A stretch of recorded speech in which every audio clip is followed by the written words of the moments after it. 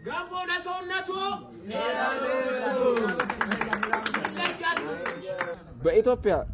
የኢትዮጵያ ብሔራዊ እግር ኳስ ቡድን ዋሊያዎቹ የአፍሪካ ዋንጫን ያሸነፉት በስንተኛው ዓመተ ምህረት ነው?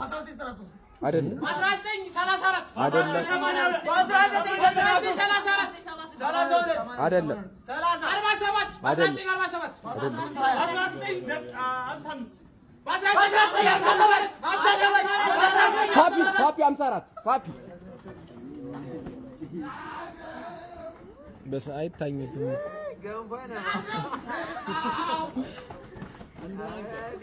በኦሎምፒክ ታሪክ በ10000 ሜትር ውድድር መጀመሪያ መጀመሪያ ጥያቄውን ስሙት።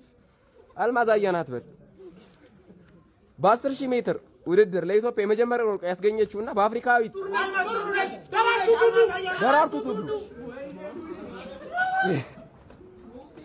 አጥቢት ወላው ትክክል።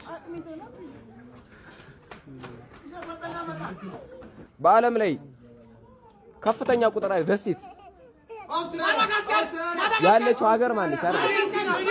አይቸው ስዊድን ነች። አይቸው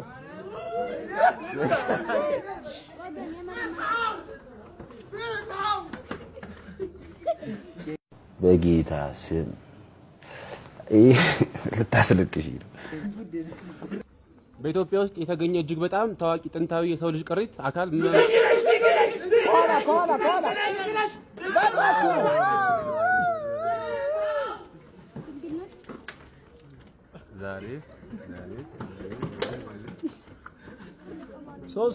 ከኢትዮጵያውያን አትሌት በቅጽል ስሙ ማርሽ ቀያሪው በመባል የሚታወቀው ፓፒ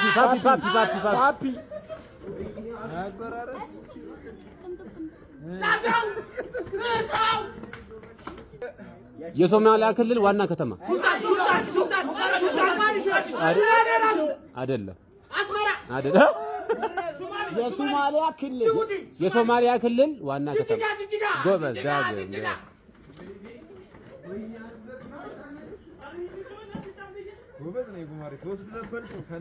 በዓለም አቀፍ የሙዚቃ ጥበብ ከፍተኛ የአልበም ሽያጭ ሪከርድን የያዘው አርቲስት ማን ይባላል? ተቀድመሃል።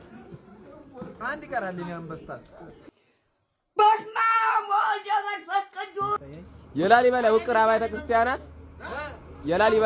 አብያተ ክርስቲያናት አጠቃላይ ሙሉ ስንት ናቸው?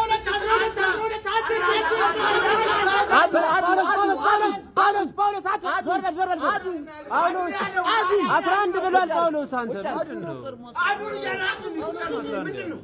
አባዬ አንተ ጀምር። ኖ እማዬ አንቺ አባ አንተ ጀምር። አንቺ ጀምር። አባዬ አንተ ጀምር። እማ አዱ ጳውሎስ ነው 11።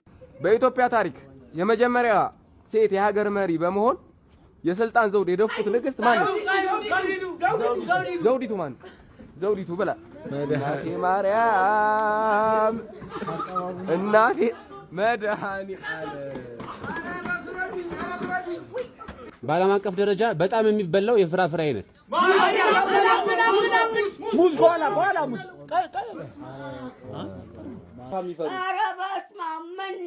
ዝም በሉ በቃ። ለጥንታውያኑ ግብፃውያን ነገስታት ፈርዖን ካልን ለቱርካውያኑ ምን እንላለን?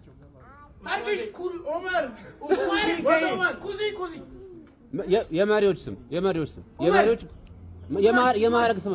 ስም ነው። ኖ የሚያቀኝ ከከኝ አለች እከክ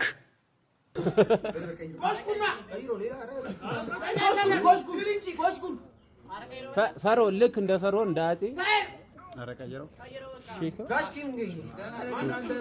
ሱልጣን ኡስማናውን አንገትህን በካርቶን ፊልም ጥበብ የዓለም ሪከርድ ያለው አዱ ብላ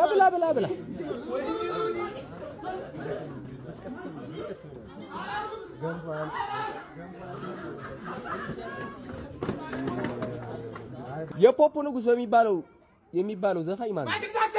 ዳግም